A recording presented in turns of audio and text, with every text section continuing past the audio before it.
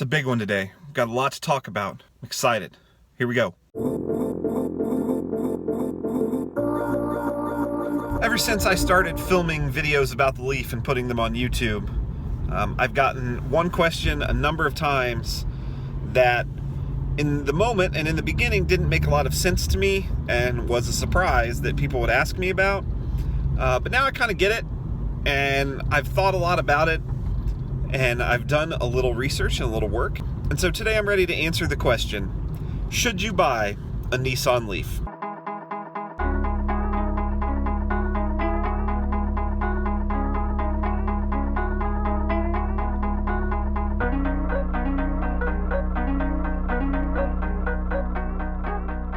Should you buy a Nissan Leaf? Great question. I am not a financial expert or someone who should tell you what you should or should not do with your money. So with that in mind, these are my opinions. I think there are some key factors to look at if you're thinking about getting a Nissan Leaf. The first of which is ability to charge. Are you able to charge it where you live? In my case, when I was living in one of our two apartments, there was no chance I would have been able to charge the Leaf. There was no charging stations.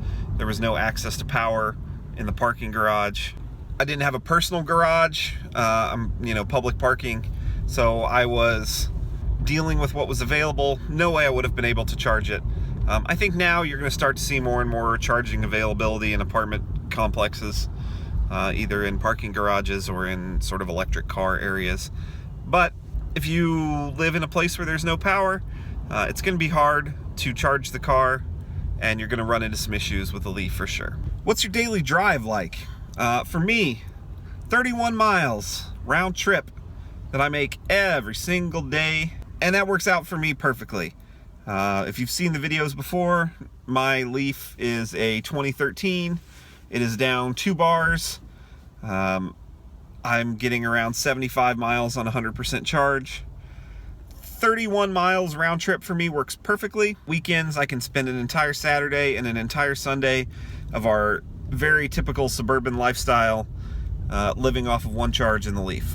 There is a learning curve that comes along with figuring out the distances and how far you can drive the Leaf on a daily basis. If that's going to make you uncomfortable, then I'm not sure the car would work for you. But I would say that if you are driving more than around 30 miles each way, that's where my comfort level would start. That's where I would start to get uncomfortable. I think it's doable, and it's all about your personality and what you're willing to do.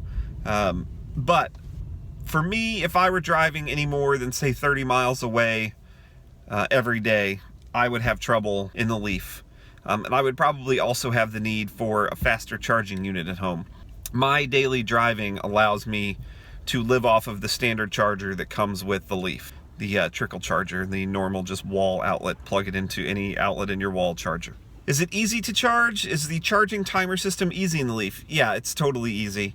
Plug it in, let it go. It'll work out for you fine. If you're using the charging timer, you set that up in the settings menu in your car, just on the console. It's sort of a set it and forget it. There's 2 timer settings in this model.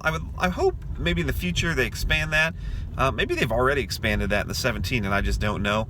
But I would like to see 3, maybe 4 timers available. For me, I use both timers. I have one that's sort of an 80% at 7 a.m. timer. I have 2 that's 100% at 7 a.m. timer. I've used it before as a have one finish at 7 a.m., have one finish at 10 a.m. Overall, it's very easy to use. I think just like with any new car or new to you car, there's a learning curve that comes along with figuring out the controls, especially the console controls. But very easy to use. Charging, it's a breeze. I've had no issues with that other than the typical I forgot to charge it, which has happened to me twice now. So that's going to happen. That's fine. But is it easy to charge? Yes, very easy.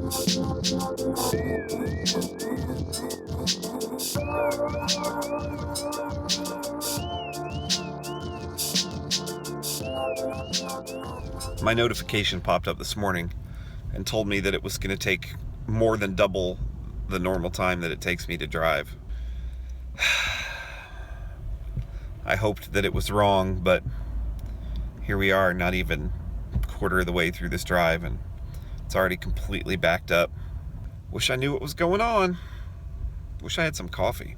How much is the weather going to matter when you're driving a Leaf? The answer is it's going to matter. In cold locations, you're going to run into some issues with the Leaf. Cold temperatures tend to bring down your range and affect it. Hot temperatures are also going to cause some difficulties. When it's hot, you're going to deal with the potential of the battery going bad faster. That's an issue I'm worried about and been interested in seeing as we get into the hotter days and hotter months here in Texas for the summer. We had our first 90-degree day, set a record high this week. I was surprised to see where the battery temperature gauge was when it was 90 degrees. I assumed it would be much higher at 90 degrees. So I'm feeling a little better about that. But yeah, the temperature is definitely going to affect the way you drive.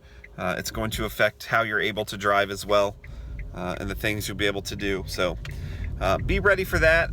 I'm not sure it's as big a deal as people make it out to be. It's a great cold weather car. Running the heater does lower your range, so you do tend to learn to drive with seat heaters and steering wheel heaters and wearing a coat. But it's great in the cold. I can't wait to see how it works in the heat. But from everything you read, it's obvious that in the heat, it pulls that battery down. So, will the weather affect it? Yes, it will. Leaf is now super clean. Pretty happy about that. I don't know what I drove through in the past couple days, but man, it got really, really gross really fast. So, happy to have it clean.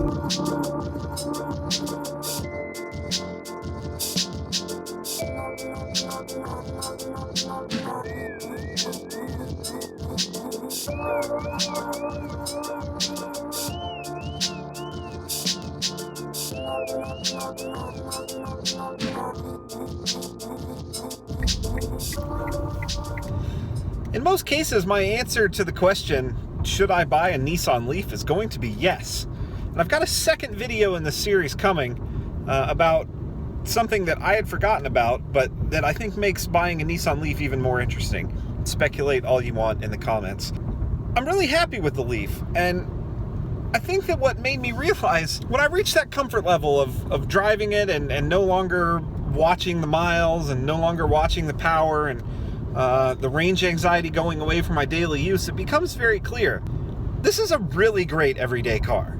Like, really, really great.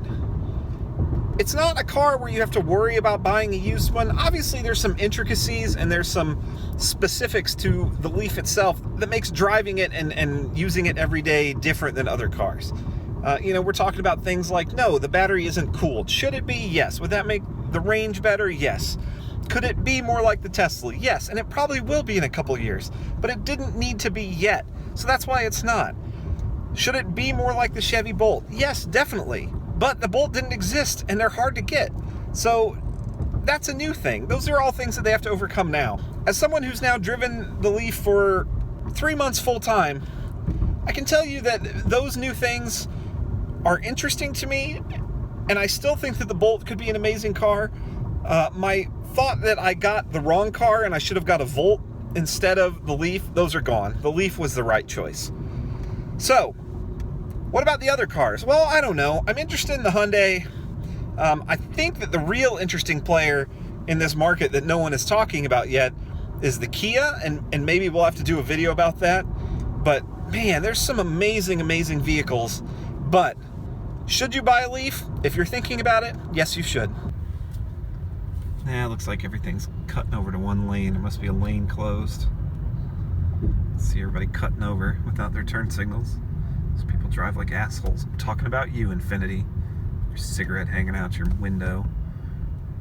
Not judging. Probably judging. Seems like it's a good thing that I left early because traffic is stopped. Huh. This is weird. Doesn't usually back up like this here. Be curious to see what's going on up here.